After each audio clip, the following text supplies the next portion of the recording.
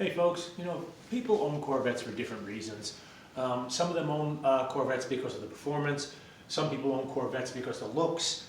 Some people own Corvettes because they've always aspired to own one. And most of us probably own Corvettes for all those reasons. But there is a group of people that own Corvettes for a totally different reason. And that's because they're collectible. Bearing that in mind, I'm going to talk today about why Corvettes become collectible. Like most things that are collectible, stamps or coins or art, supply and demand is what makes a Corvette collectible.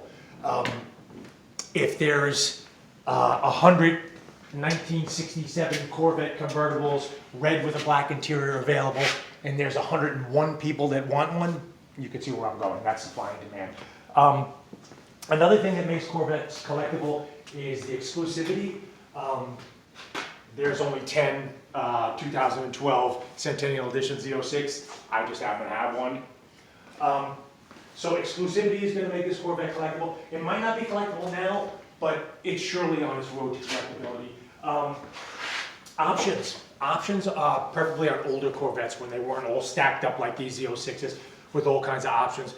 So if you're talking C1, C2, C3 Corvettes, options make them collectible. Air conditioning, power steering, power brakes, optional wheels, side pipes, all those things make a Corvette collectible.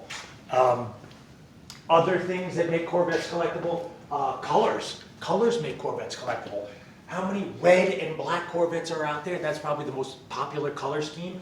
I try to tell people, listen, you're into that Corvette, you want to buy that Corvette, try to get a color that's not so common.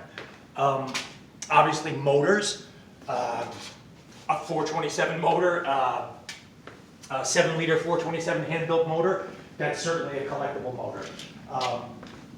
Big blocks from 1966 all the way up to 1974, Corvettes had an optional big block. Some years had many big blocks.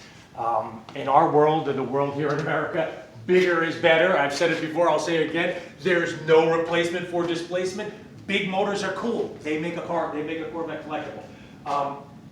First and last, for a lot of Corvettes, the thing that makes them collectible is they're either the first, like a 1963, or the last, like a 2004. So first and last are kind of high up on collectors' lists.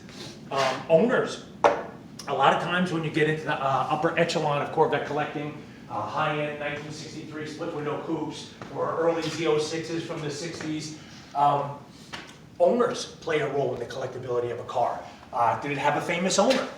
Okay, that makes a Corvette collectible, and that makes it very valuable in certain circles. And also, as far as owners are concerned, was there a lot of owners or were there a few owners? If there were few owners, it's going to help the collectability. History. Okay, let's talk about history. Corvettes with history are going to be more collectible, especially racing history. I'm sure I have that on my list over here. Corvettes with racing history are going to be super collectible. Like I said, the aforementioned Z06. The C5R race car, super collectible. The C6R race car. The C7R race car. These are collectible because they were raced and they were successful. Almost all Corvettes that ever raced were successful. And that adds to the intrigue of the Corvette and it adds to the collectability. Show history. Do you have a Corvette that was successful at some shows? I mean, if you have an early C1 Corvette, a 53 or a 54, or even an early C2 Corvette, a split window, like I said, or a 67, very collectible, and they have some trophies or they have some awards like an NCRS or a Bloomington Gold Certificate, or an eligibility. How about eligibility?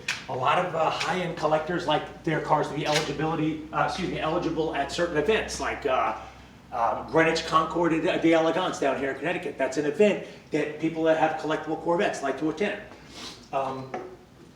Original condition versus restored condition. Folks, I've said it before and I'll say it again. If you want to have a Corvette that's either currently collectible or is going to be collectible in the future, you're going to want one that's original. Keep that in mind. Restored is great too, but just remember, if it's restored, you have to have paperwork for the restoration, you have to have a binder full of photographs for the restoration, and you need to have a reputable company do the restoration. Folks, Corvettes are collectible, okay? If you have one that you think is going to be collectible, hold on to it because it's going to be collectible. Like I said, people collect stuff for all different reasons. And usually it's because they're looking for a return on their investment. I think I have these two Z06s, and although I love to drive them, I really enjoy the performance. I did get these because I thought they had some upside. I would have gotten a regular C6 Z06, or I would have got a regular C5 Z06 instead of a yellow one with a black and red interior that I know is very rare. Maybe 100 of these were made. So folks, the moral of the story is you could get a return on your investment with a Corvette. Buy it, hang on to it, enjoy it.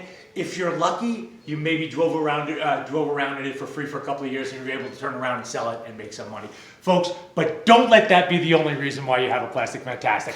We own them to enjoy. We own them because they look great. We own them because we always wanted one. Folks, I hope that helped you with some ideas about Corvette collectability.